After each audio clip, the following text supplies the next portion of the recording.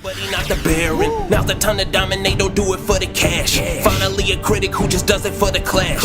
Uploading all the content in a flash. If he keep it up, he gonna have to commandeer a mask. Dominating impulse. What's up, guys? The truth here. Dominating impulse. So, I thought it was time we dive back into DC World, Superman Man of Steel rumor mill. So the rumor is that Matthew Vaughn is in talks with Warner Brothers to become the director of the Man of Steel sequel, which I thought was pretty interesting because if you look at Matthew's, line of work, his relatively short line of work, I can say it's pretty solid. A lot of people are celebrating the end of the Zack Snyder run in the DCEU, but I feel like he brought a lot of greatness that other directors can step up on from that. But back to Matthew Vaughn. So he did Kingsman, which I thought was pretty cool. He's actually working on the sequel that's to drop later this year. But the Kingsman was a pretty good movie. It probably was the best type of X-Men movie we could ever get that Fox just can't seem to get right. And then he also gave us Kick-Ass, which is into that same umbrella as Kingsman, which is really campy, superhero-ish, but still kind of, grounded in reality. It was a pretty good movie. They actually developed a sequel that he helped produce. But I actually believe he gave us the very best X-Men movie. Days of Future Past set up so much greatness for all the current X-Men films we got, except for Logan. And don't get on my case, guys, but I'm going to do a review about it. I just want to say I am not in love with it. I think it's the worst X-Men film ever made. But Matthew Vaughn, he's definitely better than Bryan Singer in a lot of ways, and I love the way he introduces his characters with depth and introduces them.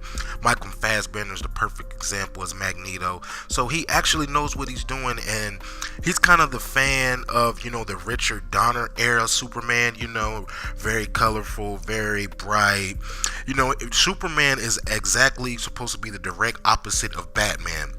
So as you see in BVS, Superman was kind of the same, very dark, moody, a lot of times in his feelings.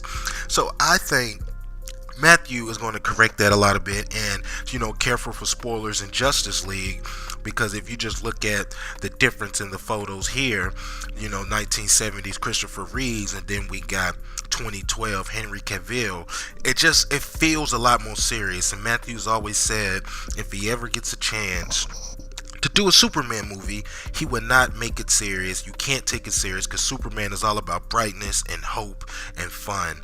But on to other news in the DCEU. Matt Reeves, Planet of the Apes director, is a part of the Batman movie. He has a producer's credit. That was the only thing holding them up in the negotiations. I think that's a great pick.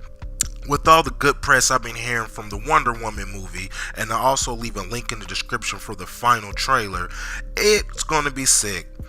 DCEU is making all the right moves. Now going forward, I got a Legends of Tomorrow, Reverse Flash, can never get enough of Earbar.